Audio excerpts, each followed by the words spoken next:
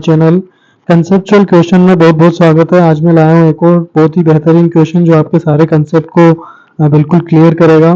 That is required for JEE mains and advance. So let us start. Question number 1 हमारे पास given है कि potassium selenide कोई compound है सेलेनाइड एंड वे आइसोमॉर्फिज्म है किसके साथ, पोटेशियम सल्फेट के साथ। सो हमें पता होना चाहिए कि आइसोमॉर्फिज्म यानी कि कंपाउंड्स का मोलिकुलर फॉर्मूला दिखने में सेम होगा। तो हमें पता है कि K2SO4 क्या है, पोटेशियम सल्फेट है।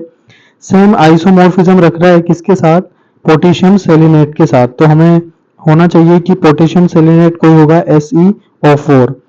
हमें इसमें गिवन है कि सेलेनियम का जो परसेंटेज है वो दे रखा है हमें 50%। तो उसका एटॉमिक वेट हमें जानना है। तो आई होप क्वेश्चन क्लियर है। Late us start. तो हमें K2SO4 का मोलिकुलर वेट या K2SO का हमें मोलिकुलर वेट निकालना है। तो हमें पता है कि पोटेशियम का 39 होता है, ऑक्सीजन का 16 होता है। तो जब इसका मोलिकुलर वेट पूरे कंपाउंड का निकालते हैं तो इसका जो मोलिकुलर वेट आएगा दैट इज 39 इंटू 2, ये हो गया पोटेशियम का। लेट सपोज सेलेनियम का x ग्राम अवेलेबल है, तो मैं जोड़ता हूँ यहाँ पर x and oxygen that is 64। ये पूरा वेट किसका प्रेजेंट है, पोटेशियम सेलेनेट ऑक्साइड का या सेलेनेट का। तो हमारे पास जब इसको टोटल किया जाता है that is 142 plus x gram available है। लेट सपोज इसका टोटल 100 ग्राम हमारे पास स्टार्टिंग में अवेलेबल था, उसका 50% पार्ट किसका होना चाहिए, सेलेनियम का। तो स्टार्ट करता हूं मैं। 142 प्लस x ग्राम प्रेजेंट है कितने ग्राम में है, x ग्राम सेलेनियम में भी।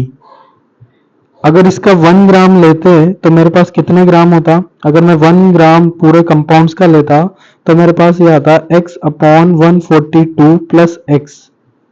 और ये मैंने कितने ग्राम का अवेलेबल लिया स्टार्टिंग में, 100। लेट सपोज ये 100 ग्राम था, तो 100 ग्राम में कितना हो जाएगा, 100 ग्राम में जो सेलेनियम होना चाहिए that is 100 into x divide by 142 plus x. और ये जो परसेंटेज हमने कैलकुलेट किया फाइनली किसके बराबर आना चाहिए, दैट इज सेलेनियम का कितना मास आएगा, लगभग 50%। यानी कि इसकी वैल्यू किसके बराबर होगी, 50% यानी 50 के बराबर। तो यहाँ से हम एक्स इजीली कैलकुलेट कर सकते हैं जो कि हमारा आंसर होगा। बात करते हैं इसी क्वेश्चन के अगले सीरीज में। हमें दिया हुआ है इक्विवेलेंट वेट किसी एटम का, एलिमेंट का इक्विवेलेंट वेट हमें 13 दिए है। ये एक एसिडिक ऑक्साइड बना रहा है किसके साथ, पोटेशियम ऑक्साइड के साथ, और आइसोमॉर्फोस रख रहा है K2SO4 के साथ। तो हमें पूछा है एटॉमिक वेट। तो एटॉमिक वेट और इक्विवेलेंट वेट में हमें रिलेशन पता होना चाहिए that atomic weight is equal to equivalent weight into valency. तो बहुत ही सिंपल क्वेश्चन है। इक्विवेलेंट वेट हमें 13 दिया हुआ है और वैलेंसी किसी भी KOH आइसोमॉर्फिज्म है किसके साथ, K2SO4 के साथ। यानी कि इसका जो वैलेंसी फैक्टर होगा, क्यों, क्योंकि ये एक एसिडिक ऑक्साइड है, ये एसिडिक ऑक्साइड है जो इसके साथ रिएक्शन कर रहा था। आई डोंट, इसमें हमें बिल्कुल जानकारी नहीं है कि वो क्या होगा। तो इसका एन फैक्टर बस हम इस तरीके से निकाल सकते हैं कि यहाँ जिस वैलेंसी से मल्टीप्लाई या कंपाउंड बनाया होगा वो सेम वैलेंसी किसकी होगी, जो कि इस कंपाउंड के साथ आइसोमॉर्फिज्म होगी। तो सल्फर का जब ऑक्सीडेशन निकाला जाता है दैट इज कम +6, और यही हमारा एन फैक्टर हो जाएगा किसके लिए, उस एसिडिक ऑक्साइड के लिए जिसने रिएक्शन किया होगा।